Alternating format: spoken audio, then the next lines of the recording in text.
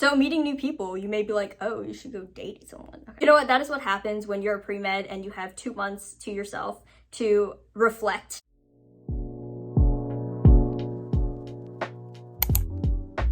What's up guys, welcome back to my channel. If you're new, my name's Rachel. I'm a biomedical science and pre-med student, and I love making videos about lifestyle and studying advice. Today I wanted to share with you guys some insight into a new concept I recently came across, which is how novelty can potentially increase your perception of time, and how I've been using this concept to make the most of my undergraduate journey and hope to carry this mindset forward. Before we begin, make sure to like, comment, and subscribe. It really helps this channel out, and check out some of my other videos on this channel. Now let's jump right into it. I first came across this concept about a month ago when summer started, when I was watching a YouTube video. I'll leave a link down below if you guys are interested in watching it. The video was essentially addressing why we seem to feel time fly by faster the older we get.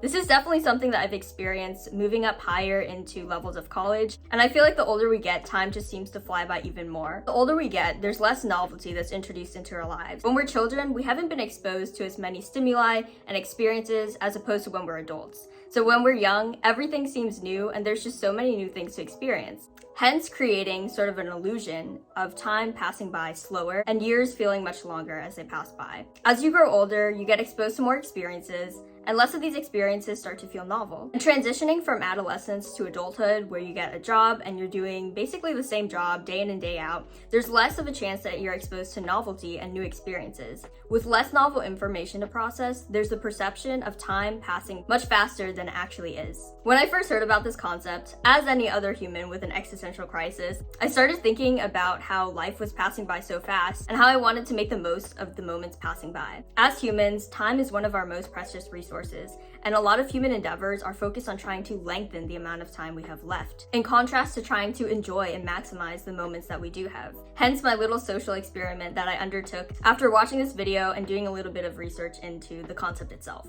This then got me down the rabbit hole of thinking, why is my life so eventful? And this is speaking from a place of someone who is mostly an introvert, and throughout high school and college really didn't go out that much, which led me to another realization of creating exciting moments for yourself. I realized that in a lot of my high school and college life, I took a more passive approach that really lended me to waiting for these moments to find me instead of going out and seeking them for myself. That is definitely something I want to emphasize in this video. You are ultimately the controller of what you want to see happening next. I stopped waiting for circumstances to find me and started creating these circumstances to experience novelty and open new opportunities.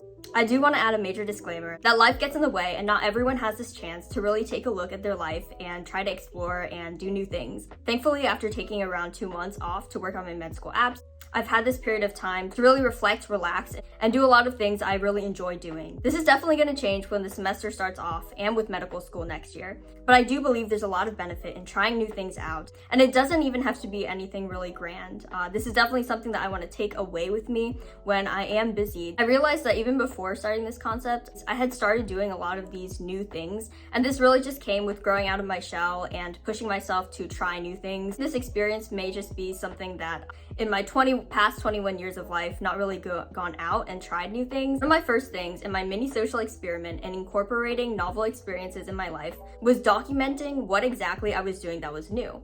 A lot of times we're super busy, so we don't get this time to really stop and evaluate what we're doing in our days. I made it a mini goal to improve in at least one area in each day. And this could be something as simple as, oh, today I did my hair a little bit different, and I'm glad I figured something like this out. Or, oh, I learned something new today. The other day when I was looking through some of my old biology notes, I learned something new about plants, and I thought it was really cool how plants have a vascular system that's similar to how humans have their own vascular system. Just little things like this. It really doesn't have to be grand. I had a calendar that I had printed out and trying to be productive during the summer, which I ended up using for this experiment. Each day I wrote one daily thing that I did that was different or new or novel. So for example, on one day I went to the art museum with my family. On another day, I filmed a YouTube video that was in a topic that was outside of my comfort zone.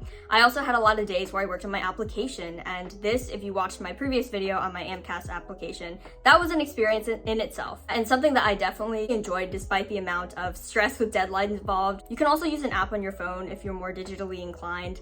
And they have you can chart something new every day. You may be asking, how do I create novelty in my life? Honestly, there's so many ways you can try something different, switch it up, and create novelty in your life. And this will really depend on you as an individual. I want to offer some general suggestions I have. The first one is to get out there and meet new people. In high school, I definitely was a lot shyer than I used to be. I wasn't as confident, definitely didn't have the chance to go to different places, meet new people, but in college, this is definitely something that I want to try to do a lot more, and something that will definitely expose you to a lot of different people from different backgrounds. Making connections is something that is so important in life, not just for your future career, not just for some kind of assignment or class, but honestly, on a human fundamental level, we are social creatures, and creating these connections are really fundamental to honestly what it means to be human. You also want to strengthen relationships that you have with people that you're really close with. Just building those connections, strengthening connections, getting yourself out there, and finding ways to grow as an individual as well as a team and with other people, as a family. So meeting new people, you may be like, oh, you should go date someone. Okay. Relationships, whether romantic or as a friend, are a great way to experience new things, because new people honestly will bring so much more depth and uniqueness to places that you've already gone before. That right person can really make going to places that you've been before something completely new, just because you're with someone special. And if you're at that point where you're interested in finding a new partner and exploring a relationship, go for it. But you definitely don't have to dive into a new relationship just to experience new things. Another great way to introduce novelty is through traveling.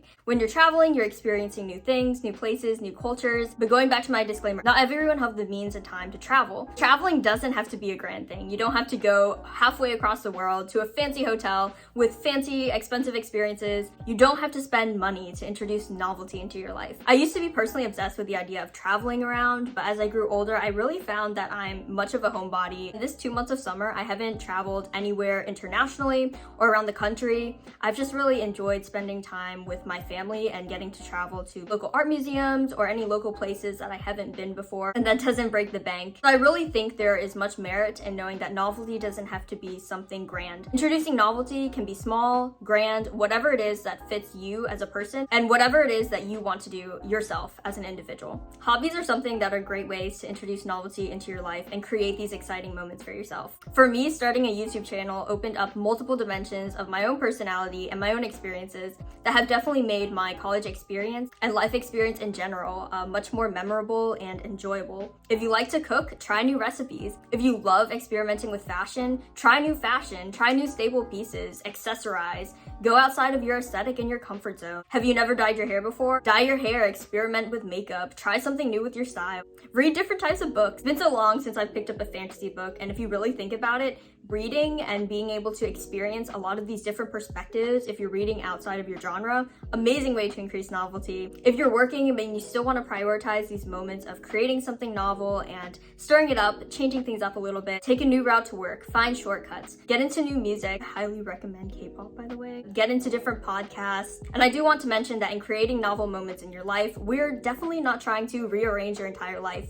In fact, I'm definitely very much one person who's very habitual. I am probably the prototypical creature of habit. Try to introduce one thing every day that you do differently, or find something to do that day that will help you improve by just that 1% every day. Because if you're improving 1% incrementally each day, imagine how far you're going to come in a year. Something that's key to making this process work is actually documenting and taking time to reflect. At the end of the day, I would write down that one thing, or if I accomplished multiple things that I did new or that I found to improve myself in that day. Make sure that you're documenting this in a place that is collective, so you can really look back at your progress and track what you've been doing. Because reflection is also super important in recognizing these moments of novelty.